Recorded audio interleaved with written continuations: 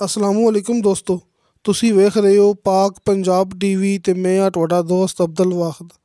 ਦੋਸਤੋ ਮਾਸ਼ਾਅੱਲਾ, ਅੱਜ ਮੈਂ ਤੁਹਾਡੇ ਵਾਸਤੇ ਇਹ 200 ਏਕੜ ਇੰਤਹਾਈ ਸਸਤੀ ਇਹ ਜ਼ਰਈ ਜ਼ਮੀਨ ਦੀ ਵੀਡੀਓ ਲੈ ਕੇ ਹਾਜ਼ਰ ਹੋਇਆ। ਇਨਸ਼ਾਅੱਲਾ ਉਮੀਦ ਹੈ ਕਿ ਤੁਹਾਨੂੰ ਇਹ ਬੜੀ ਪਸੰਦ ਆਵੇਗੀ।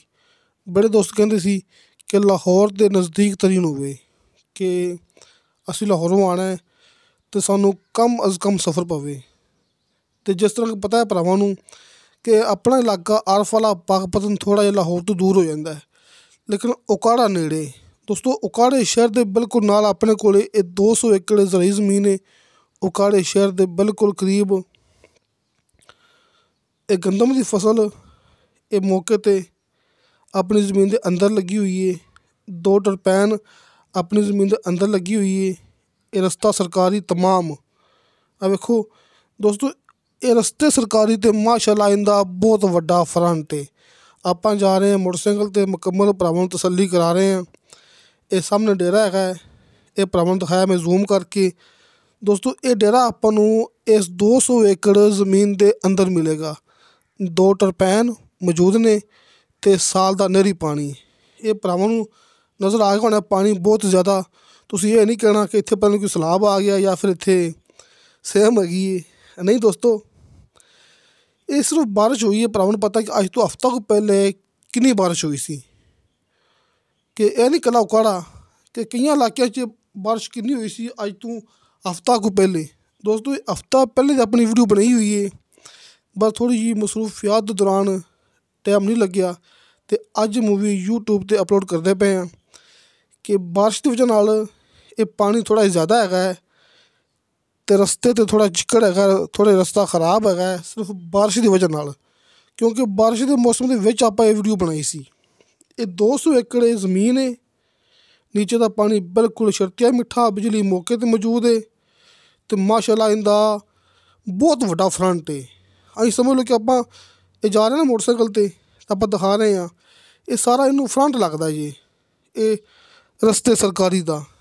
ਦੋਸਤੋ, ਇੱਕ ਸਾਈਡ 'ਤੇ ਇਹਦੇ ਰਸਤਾ ਪੱਕਾ ਵੀ ਆ ਰਿਹਾ ਹੈ। ਮਿਸਾਲ ਤੌਰ 'ਤੇ ਉਕਾੜੇ ਸ਼ਹਿਰ ਤੋਂ 2 ਰਸਤੇ ਆ ਰਹੇ ਨੇ। ਇੱਕ ਸਾਈਡ ਤੋਂ ਪੱਕਾ ਰਸਤਾ ਆਪਣੀ ਜ਼ਮੀਨ ਦੇ ਨਾਲ, ਇੱਕ ਸਾਈਡ 'ਤੇ ਲਿੰਕ ਰੋਡ ਟੱਚ ਹੁੰਦਾ ਪਿਆ ਜੀ, ਕਿ ਇੱਕ ਸਾਈਡ 'ਤੇ ਲਿੰਕ ਰੋਡ ਆਪਣੀ ਇਹ 200 ਏਕੜ ਜ਼ਮੀਨ ਦੇ ਨਾਲ ਟੱਚ ਹੁੰਦਾ ਪਿਆ ਅਤੇ ਇੱਕ ਸਾਈਡ 'ਤੇ ਕੱਚੇ ਰਸਤੇ ਦਾ ਮਾਸ਼ਾਅੱਲਾ ਬਹੁਤ ਵੱਡਾ ਫਰੰਟ ਹੈ। ਦੋਸਤੋ, ਆਪਾਂ ਖੜ੍ਹੇ ਹਾਂ ਜ਼ਿਲ੍ਹਾ ਉਕਾੜਾ ਅਤੇ ਤਹਿਸੀਲ ਦੀਪਾਲਪੁਰ। ਉਕਾੜੇ ਸ਼ਹਿਰ ਤੋਂ ਤਕਰੀਬਨ ਕੋਈ 15 ਕਿਲੋਮੀਟਰ ਅਤੇ ਉਕਾੜਾ ਲਾਹੌਰ ਜਿਹੜਾ ਕਿ ਮੇਨ ਰੋਡ ਹੈਗਾ ਹੈ ਉਹ ਹੈਗਾ ਇੱਥੋਂ 10 ਕਿਲੋਮੀਟਰ। ਕਿ ਮੇਨ ਰੋਡ 10 ਕਿਲੋਮੀਟਰ ਹੈ ਅਤੇ ਉਕਾੜਾ ਸ਼ਹਿਰ 15 ਕਿਲੋਮੀਟਰ ਹੈ। ਕਿ ਆਪਣੀ ਜ਼ਮੀਨ ਉਕਾੜੇ ਸ਼ਹਿਰ ਦੇ ਨਾਲ ਲੱਗਦੀ ਜੀ, ਕਿ ਬਹੁਤ ਹੀ ਅੱਛਾ ਅਤੇ ਬਹੁਤ ਹੀ ਬਿਹਤਰੀਨ ਪੁਆਇੰਟ ਹੈ। ਕਮ ਕੀਮਤ ਵਿੱਚ ਇਹ ਆਪਣੇ ਕੋਲ ਅੱਛੀ ਜ਼ਮੀਨ ਹੈ, ਕਿ ਹਰ ਫਸਲ ਵਾਸਤੇ ਇਹ ਬਿਹਤਰੀਨ ਜ਼ਮੀਨ ਆਪਣੇ ਕੋਲ। ਅਤੇ ਦੋਸਤੋ, ਇਹ 200 ਏਕੜ ਜ਼ਮੀਨ ਹੈ, ਆਪਾਂ ਨੂੰ ਜ਼ਮੀਨ ਮੁਕੰਮਲ ਮਿਲੇਗੀ, ਆਪਾਂ ਨੂੰ ਥੋੜ੍ਹੀ ਬਸ ਨਹੀਂ ਮਿਲਣੀ ਹੈਗੀ ਜੀ। ਕਿਉਂਕਿ ਜਿਹੜੀ ਗੱਲ ਕਲੀਅਰ ਆਪਾਂ ਪਹਿਲੇ ਕਰ ਦਿੰਦੇ ਹੁੰਦੇ ਹਾਂ। ਰਜਿਸਟਰੀ ਇੰਤਕਾਲ ਕੰਪਿਊਟਰਾਈਜ਼ ਰਿਕਾਰਡ। ਦੋਸਤੋ, ਇਹਦੀ ਡਿਮਾਂਡ ਕੀਤੀ ਹੈ ਮਾਲਕ ਨੇ 16 ਲੱਖ ਰੁਪਇਆ। ਬਲਕਿ ਦੋਸਤੋ, 16 ਲੱਖ ਰੁਪਇਆ ਫੀ ਏਕੜ ਦੇ ਹਿਸਾਬ ਨਾਲ ਤੁਸੀਂ ਅਸੀਂ ਸਮਝਣਾ ਜਿਵੇਂ ਫਾਈਨਲ ਹੁੰਦਾ ਹੈ, ਕਿ ਇਹਦੇ ਵਿੱਚੋਂ ਥੋੜ੍ਹੀ ਬਹੁਤੀ ਕਮੀ ਪੇਸ਼ੀ ਹੋ ਜਾਏਗੀ। ਕਿਉਂਕਿ ਮਾਲਕ ਨੇ ਸਾਨੂੰ ਕਿਹਾ ਸੀ ਕਿ ਡਿਮਾਂਡ ਤੁਸੀਂ ਕਰਨੀ 18 ਲੱਖ ਅਤੇ ਆਪਾਂ 16 ਲੱਖ ਦੀ ਜ਼ਮੀਨ ਦੇ ਦਿਆਂਗੇ। ਲੇਕਿਨ ਆਪਾਂ ਕਦੇ ਗੱਲ ਕਰਨੀ ਨਹੀਂ ਕੀਤੀ ਹੈਗੀ, ਤਾਂ ਕਿ ਕੋਈ ਦੋਸਤ ਆਪਾਂ ਨੂੰ ਕਾਲ ਹੀ ਨਾ ਕਰੇ। ਇਸ ਵਾਸਤੇ ਆਪਾਂ ਕਿ ਥੋੜ੍ਹੀ ਬਹੁਤੀ ਕੀਮਤ ਕਰਦੇ ਹੁੰਦੇ ਹਾਂ, ਕਮ ਅਜ਼ ਕਮ ਆਪਾਂ ਕੀਮਤ ਕਰਦੇ ਹੁੰਦੇ ਹਾਂ।